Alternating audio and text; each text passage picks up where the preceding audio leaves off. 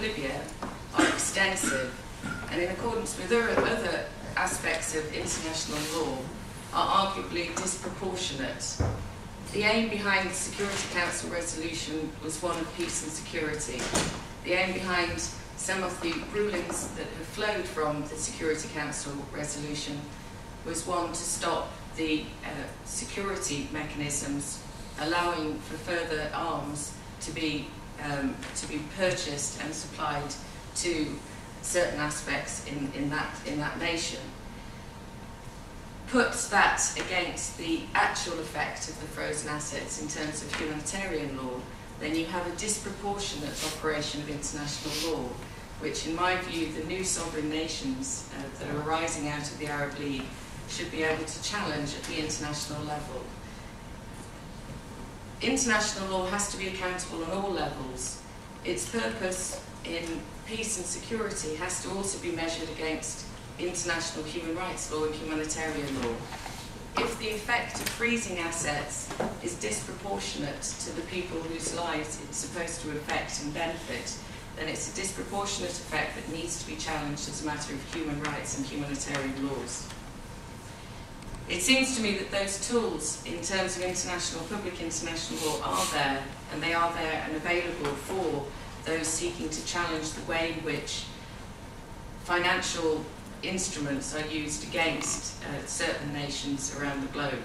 And I would suggest that the rise of humanitarian law and international human rights law is now available to the new sovereigns that are emerging out of that part of the world and should be examined thoroughly in any strategy going forward.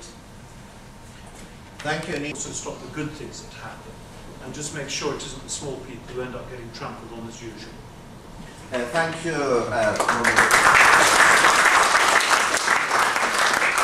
I noted that you said that you're here to learn.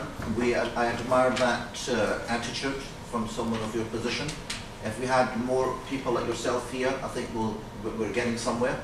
Yes, I ought to explain, by the way, I'm really an IT person. I'm very involved in the world of privacy, identity, data protection, information assurance, etc. Because that's a huge problem, because you only protect citizens from the state through those means. I think those skills would be very useful in detecting those who've taken the money, so we may not go. Now, without further ado, before we open up for Q&A, your views, very eminent people here, is important. One last speaker. I am optimistic, and it is inevitable that this money will be found. And I'm actually going to dare the next speaker to talk about what we're going to do with it. By we, I mean the people of those countries in which the money will be repatriated. Now, the speaker who was going to speak, Javed Iqbal, he is dealing with, he's an accounting and banking expert, he is dealing with, I might as well admit it, an insolvency. He's in that business, not an insolvency of a country, but of a company. So apologies from him. So at short notice, I've got Abby King Khwaja. Abby King Khwaja, please come to the floor or to a seat here and or from there, and do eliminate what is going to happen if the ROMMA, not if, when the ROMMA Commission is successful in getting its hands on these billions. Thank you. Thank you so much. I came along to welcome you to the House of Lords, and I'm sorry I was so late. I got trapped in another meeting, I'm afraid. The world's got a rather busy place with too many things going on at the moment. And when Maureen asked me along today, I came along because actually I know very little about this area. I'm not really qualified to be speaking at all. But I look at things very much from the point of view of citizens on the whole, or small businesses, because I sort of come from that sort of background. And one of the things people sometimes forget is that Parliament is not the government. We've got to remember we've got two legs to the government, or three legs really.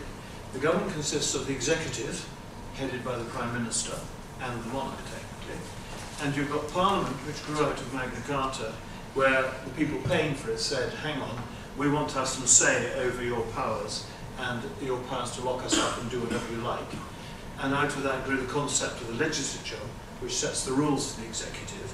And then you need someone to act as adjudicator, so you get the judiciary out of that as well, who should be independent, and sit there trying to adjudicate as to whether the rule of law has been obeyed. Things that have come out of this is that, I've read this a bit rambling, so I haven't really thought too much about exactly how I was going to put this across. But I have a rather overdeveloped sense of natural justice, and I get very fed up when I see the wrong things happening. And also, because I've lived in the small business world a lot, I've seen very often the larger powers and regulations and laws used to stop the smaller entrepreneur developing and other things like that. And at the same time, natural justice tells me that, you know, when you've got people who've expropriated huge amount of public funds and stashed them somewhere else abroad, that is wrong, and they should go back to where they belong, or they should be used for the right cause. But the problem is how you achieve it, and I suppose I came along here really to see if I could find out or learn a little bit about it, because I don't know how to do it. Because what I've very often seen is initiatives that are supposed to try and inhibit the power of the bad guys to carry out these things and to move money around, actually end up stopping the small businessman doing anything. Well, the bad guys get away with it because they set up structures that are so complex that actually they can get away with it. Alternatively, they have the money to bribe people to let them get away with it. And you have to remember that there are corrupt organisations at every single level. Sometimes I think we've got to be careful about sniping at some of the obvious targets. I mean, for instance, I was amused by the reference to, if the Duke of Northumberland tried to claim all the oil under his ground if he had it. You notice he had coal, for instance, which got taken away from him. But if you do that in this country, there'll be a terrible public outcry. Texas in the US thrives on the fact that you can own the oil underneath your ground and you own the minerals under it. So it's perfectly possible to have a system in which it isn't all bad. It's a matter of how you handle what's done with the Good afternoon. Thank you for coming along and sharing this afternoon with us. Firstly, I would like to congratulate Global Vision 2000 for staging this innovative event. I think it has a lot of advantages which we can all share in. Recovery of these misappropriated funds, because we need 10 of these individuals with the expertise and the experience in order to deal with these very complex and complicated banking solutions. As they say, Rome wasn't built in a day, and it's still being built. But all is not doom and gloom in the MENA countries. I say why? Because the world is now rapidly becoming a new global village. No more borders in terms of economies, political issues, communications and security. We're only too aware of the electronic media's impact recently in some of the Arab awakening in the MENA countries. Some call it the Arab awakening and some the winds of change. Clearly a paradigm shift towards a better future for all its citizens. Through fair, free and transparent elections to elect parliamentary candidates accountable to their people and to restore their lost glory. The key word being development. I think this should be the priority in structured education, culture, economy, healthcare, and social activities. Entrepreneurship is one of the major tools which leads to development. Entrepreneurship not only affects people's lives through innovation, but represents the working life of many of us due to shutdowns by large organizations and the shrinking of job opportunities for young graduates, which we all witnessed on our TV screens in Tunisia. But I'm optimistic that most of these businesses will reopen and have reopened and are actively continuing with their business. Over the years, small and medium businesses, SMEs as we call them, have been making important contributions to the Arab economic growth. Ask a question also if you wanted to address it to any particular speaker. So firstly, let's take the first wave of questions. Who would like to ask a question? 1, 2 people so far. Okay, gentleman there first, and then the gentleman there. Please introduce yourself. Yes, sir. Hi, it's Brendan O'Donnell from Global Witness. We've been recently involved in leaking some of the information about where some of the Libyan sovereign funds have been held in UK banks. So we're very interested in what all the speakers said. Thank you very much. It's been really interesting.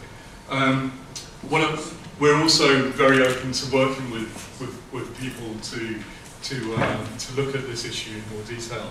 One of the questions I was wondering, because we have been talking about the role of banks and companies on our shores as well in all of this. I'm wondering about whether there should be instruments to require banks and investment funds in the UK to disclose information about all state funds and state fund portfolios that are held in London or held in the UK banks, so that they can be open to public scrutiny, so that if states or representatives of states are holding sovereign fund money in London, whether that should actually be open and visible so that people can scrutinise that. That's one question. And the other question really is whether the banks that have been holding state funds or sovereign funds on behalf of different countries, whether there is process in place to ascertain whether appropriate anti-money laundering due diligence has taken place already. Because I think we have to strengthen our own processes and our own laws and our own regulations within the UK to stop, to disable. We just wanted to respond to that last question. You want to respond to you? Yes. Yeah. Okay. Sorry. The LIA corruption was rampant, but doesn't take the form of rampant. It doesn't take the form of embezzlement. It takes the form of bribery. And contrary to what Mr. Rafiq says, bribery is difficult to find, to firm down who got it, who paid it, why, when, wherefore. It's impossible. It's not impossible. It'll take years. And maybe and a lot of lawyers like my friend right here is going to make a lot of money, going to find that money and getting it back. In fact, we're going to be paying these lawyers more than ever the others got. Anybody else got. I promise you that. That's what I'm going to say. Right. Please, if we have some protocol. Yeah, thank you for that. Did you want to come in? Yes, I just want to say something about the dangers of sometimes thinking you're doing the right thing, but it doesn't work, and all you do end up is crippling your own country. This is a global problem. People shift money around the world, and they don't have to stay within what Michael describes the Western banking system. You also have a wire system out there as well, which works on completely different methods and rules and traceabilities, etc. And so if you start saying, we are going to make the bank, it had to reappear in our Western banking system at some point. So it was being laundered with a tacit blind eye at some point to get it back in. And we wouldn't have got the whole Iraq economy going again without it. So you've got to be careful sometimes about what should. The only thing I've seen anti-money laundering do is stop people opening up accounts for small businesses to get their investing funds in. No, it isn't. It's China. If you want to send money to China, it goes through an IBAN, which the United States did in a 72-hour period abroad. The talk that I did in March, I brought in the statement from the Treasury, United